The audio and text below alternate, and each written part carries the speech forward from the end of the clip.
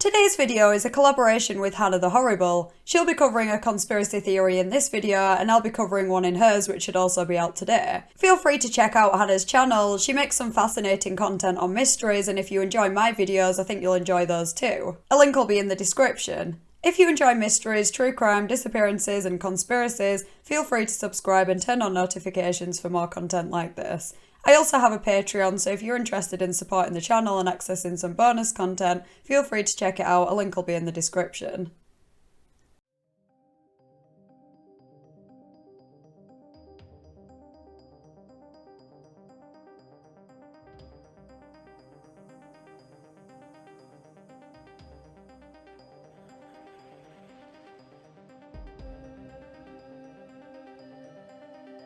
The first theory I'm going to discuss revolves around the Mandela Effect and possible explanations for it. If you haven't heard of the Mandela Effect, it's a phenomenon where large numbers of people remember things different to what they actually are.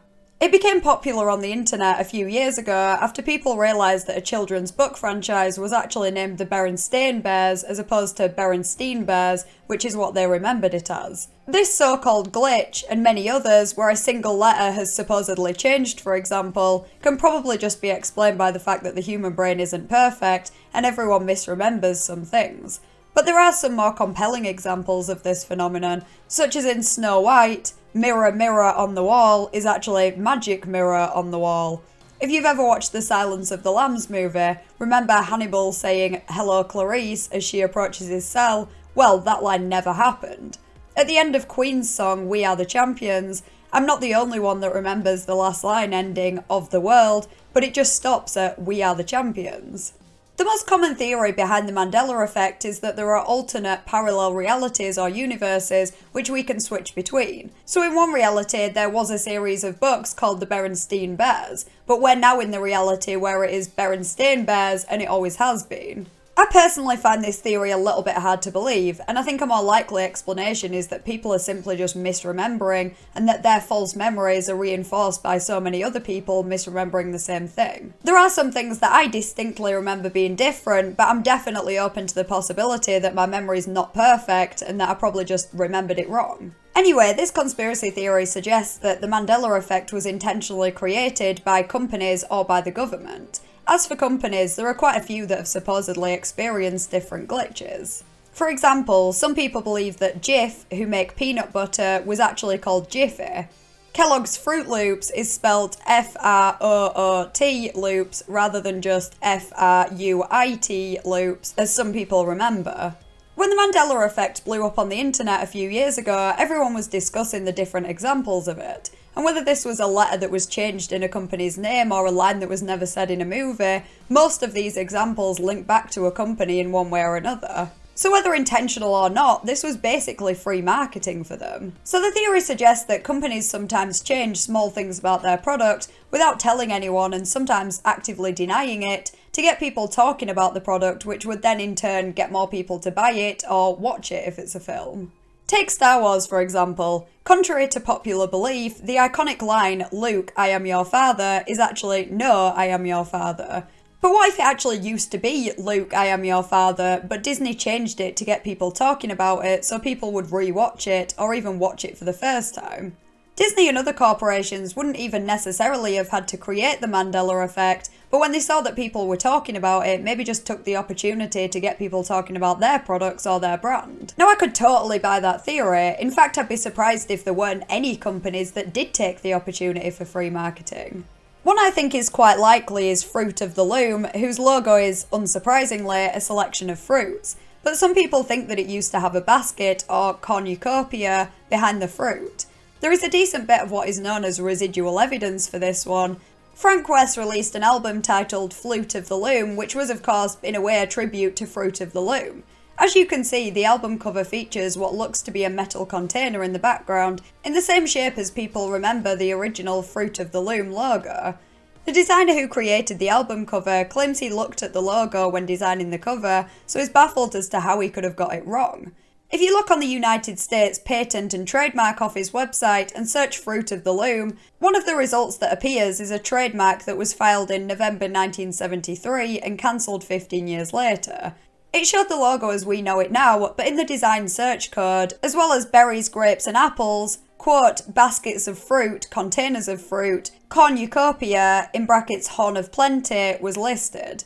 This could suggest that the logo did at one point feature a cornucopia, and if you believe this theory, that the company lied about the basket ever being in the logo to generate publicity and get people talking about the product. I think this theory kinda makes sense. As I said before, it's a good way of getting free marketing. And if Fruit of the Loom was going to change their logo anyway, why not use this to their advantage? Another theory about the Mandela Effect is that it was created by the government, basically to distract and gaslight citizens, making them doubt their own memories and potentially in turn making them more compliant. The theory would suggest that the government deliberately erases records of certain things to make people feel like they're going crazy, so then it's easier to control them. This could also work pretty well as a distraction technique. If everyone's preoccupied with talking about whether a line in a film is mirror mirror or magic mirror, there could be other, more important things going on in the world that people don't even realise. This is a pretty interesting theory, but I find it hard to believe that the government would go out of their way to change one line in a movie or one letter in a brand name. If they really wanted to make people question their own sanity as a way of controlling them, there's probably better and more effective ways of doing so.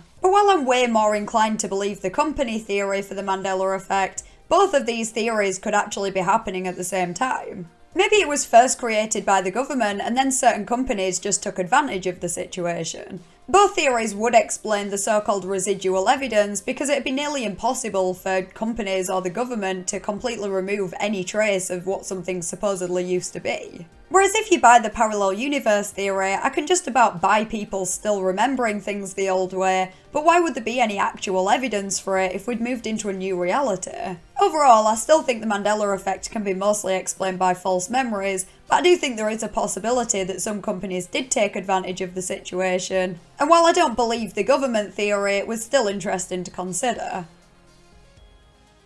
On November 13, 1974, along Highway 74 in Oklahoma, a woman named Karen Silkwood ran off the road in her car and crashed, dying on the scene of the accident. She was only 28 years old. While this seems like just a tragic accident, there may actually be way more to her death. This is a story that seems very far-fetched and seems like it could just be a conspiracy theory, but when you look more carefully at all the evidence, this particular conspiracy theory, at least I'm convinced, is 100% true. So Karen was a technician at a plutonium plant called Kerr-McGee Corporation in Oklahoma. After working there for some time, she became concerned about the plant's safety procedures. The primary concern being that the workers were being exposed to the plutonium because of these poor safety procedures. One quote said that there was evidence of spills, leaks, faulty fuel rods, and enough missing plutonium to make multiple nuclear weapons. Karen also alleged that the company had falsified inspection records. So of course at this point, this company is not a huge fan of Karen. In September of 1974, Karen had complained to the Atomic Energy Commission about these unsafe work environments. She herself was contaminated with radioactivity from the plant, and it was unknown how she became contaminated. They discovered that she was contaminated about a week before she died, and it was actually a very high dose.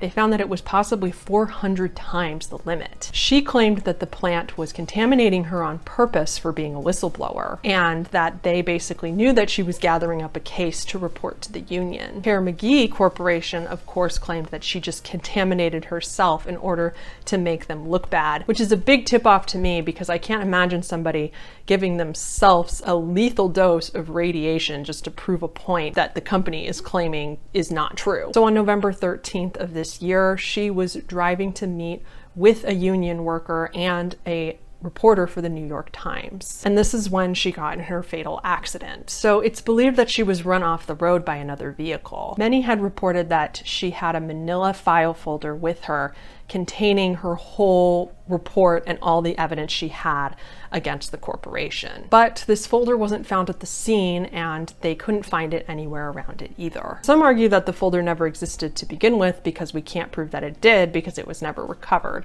I personally think that it definitely did exist because, again, why would somebody work so hard to build a case up against this corporation but not have any documented proof to back it up and then to show a reporter and a union representative? So it's believed that Karen was run off the road by another vehicle, and then whoever did that stole the manila envelope to destroy it, and took off. Her autopsy was weird and said that she actually had a big dose of Quaaludes, a sedation drug, in her system at the time of her death, and it was claimed that this could have made her fall asleep at the wheel. However, skid marks at the scene were also found, which would indicate that she was trying to brake when the car was running off the road, and if she was asleep, she wouldn't have been able to put her foot on the brake. There was also a dent found in her rear bumper and paint chips from another vehicle in this spot found on her vehicle. This would lead to further suspicions that another car ran into her and that her death was not an accident. There's another theory that the company did set to run her off the road, but that they didn't actually mean to kill her. It's rumored that maybe they just wanted to scare her into dropping the case, but when this other car came after her,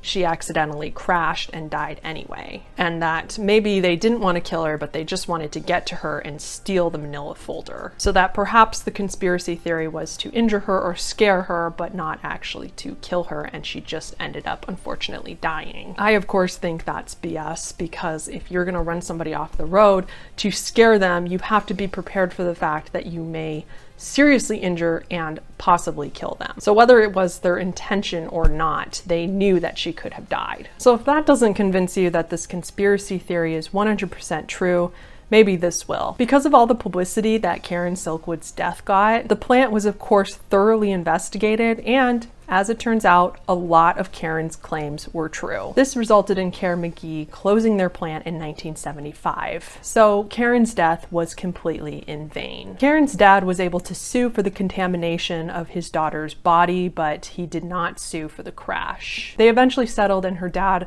got $1.3 million, but Kerr-McGee never admitted to any wrongdoing, even to this day. So I'm definitely skeptical of any conspiracy theory, and of course, I believe they can do a lot more harm than good in a lot of cases. But this is one of those that I think someone totally went after Karen, and that her death was completely intentional. She was already having issues with this company before this happened. She was contaminated with plutonium. They were denying all of her claims, and then the claims turned out to be true. It seems way more likely that a money-hungry company would do anything to cover up their negligence than for somebody who is a known safety advocate to be lying. The only thing I still question, of course, is the drugs found in her system. I doubt that she took these drugs herself, because why would you A, do that before driving, especially when you had a manila folder all raring to go so that you could take this meeting with the union to prove your case?